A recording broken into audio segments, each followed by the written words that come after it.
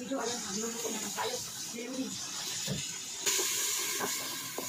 Ayun, hindi na ako guys. Ano kasi, trabaho araw-araw, niluluto. So, balik-balik lang yung niluluto ko guys. So, ayun po guys, naglagay ko ako nito. Sabi ko guys, unang hindi ko rin para po ito makula yung kanin.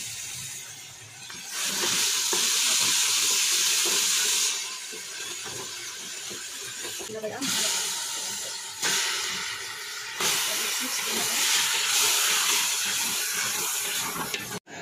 Mix na ako. So, bibili ko ito.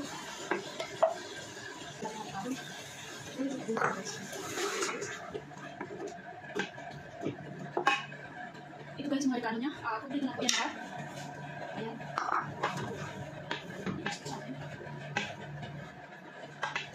Ayan na po ang itsura.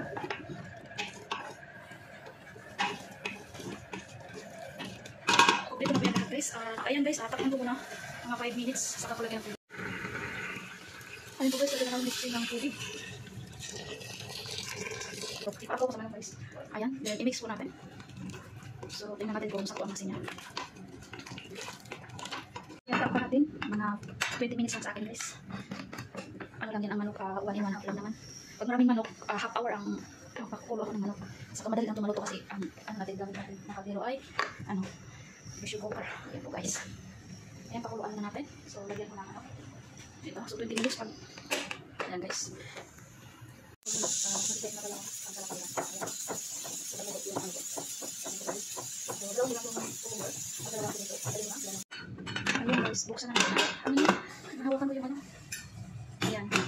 So, buksan na natin. Isalin na natin dito sa kawali. Kasi iwan natin yung sabaw sa manok dyan. Yan ang lagyan natin ng kanin. Ayan.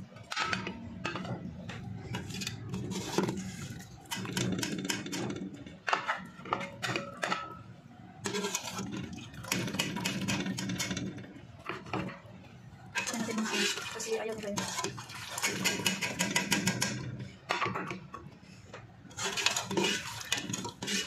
Kasi iwan ko natin yung bigas.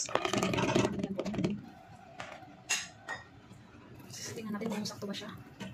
Tama na yung tubig guys kasi para hindi siya halata, diba? So ayan. Pwede na siya guys. Yan ko ng ganito para siya mabango. Ayan. So ayun guys, takpan natin yan. 10 minutes lang po sa akin guys. Hindi tayo 10 minutes. So takpan natin 10 minutes. Para luto yung kanin. Ayun guys, ilagay natin yung manok dito. Paano lang natin yung dito sa taas lang.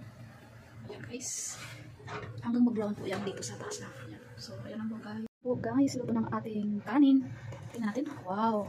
Sakto siya. Hindi siya lata. Hindi naman siya super dry. Ayan guys. Ready to serve na. Ayan, ito na rin ang ating manok. Ayan, brown na po siya guys. Ayan, so yan, luto na po ang ating pagkain. Lance natin. So, mayat-mayat ay pamahal na po yan sila lahat.